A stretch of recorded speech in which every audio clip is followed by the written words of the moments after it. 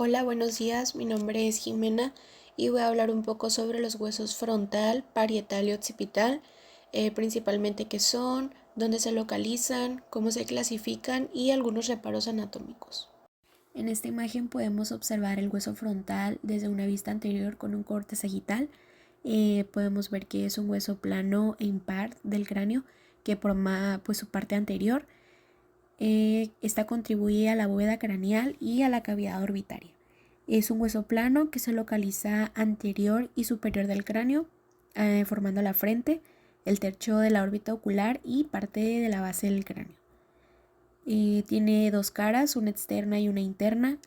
La externa es lisa, que cuenta con la glabela, que es la región lisa entre las cejas y los arcos superciliares, y la interna con la cresta frontal y el surco para el seno sagital superior. Sus bordes, el borde nasal se articula con los huesos nasales y sus bordes cigomáticos que se articulan con los huesos cigomáticos. Presenta prolongaciones hacia los huesos parietales, que son los ángulos frontoparietales. Y sus reparos anatómicos son la sutura metópica, que se encuentra en la frente y puede encontrarse en algunos adultos. Como lo había comentado anteriormente, la glabela, que es el área lisa entre las cejas, los arcos superciliares, que son las crestas sobre las órbitas, y eminencias frontales, que son las protuberancias superiores en la frente. Ahora podemos ver el hueso parietal desde una vista lateral con un corte sagital. Podemos ver que es un hueso plano, es un hueso par e irregular que forma la mayor parte de las paredes laterales y del techo de la bóveda craneal. Se clasifica como un hueso plano y se localiza superior, lateral y posterior del cráneo, formando la parte de la calvaria. Este pues no se divide en porciones, pero se distingue su cara interna y externa. La externa es lisa con la eminencia parietal y la interna con impresiones para los vasos meningios medios y surcos vasculares. Sus bordes, el sagital se articula con el hueso parietal mediante la sutura sagital. El escamoso se articula con el hueso temporal, el frontal se articula con el hueso frontal y el occipital con el hueso occipital. Sus ángulos anterosuperior cerca de la sutura coronal, posterosuperior que está cerca de la sutura lamboidea, el anteroinferior que se articula con el ala mayor del esfenoides y el posterior que se articula con la porción mastoidea del temporal.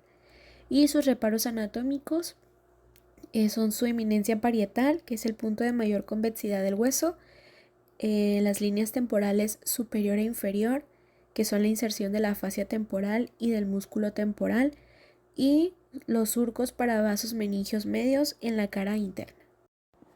Ahora podemos ver el hueso occipital desde una vista posterior. Este es un hueso plano e impar que forma la parte posterior e inferior del cráneo, así como la base de la calvaria.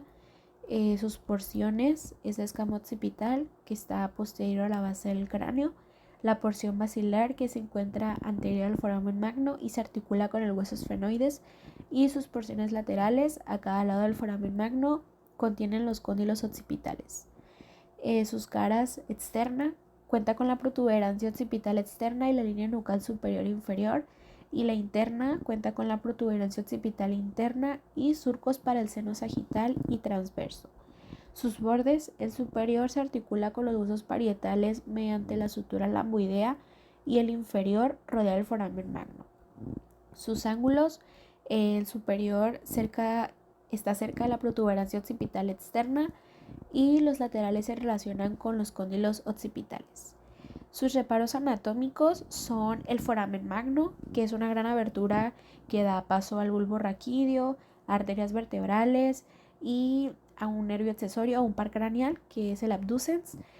La protuberancia occipital externa, que es el punto de inserción del ligamento nucal, las líneas nucales, que son los sitios de inserción muscular, y cóndilos occipitales para la articulación con el atlas, que es la vértebra cervical 1, y el surco para el seno sigmoideo en la cara interna para el drenaje venoso.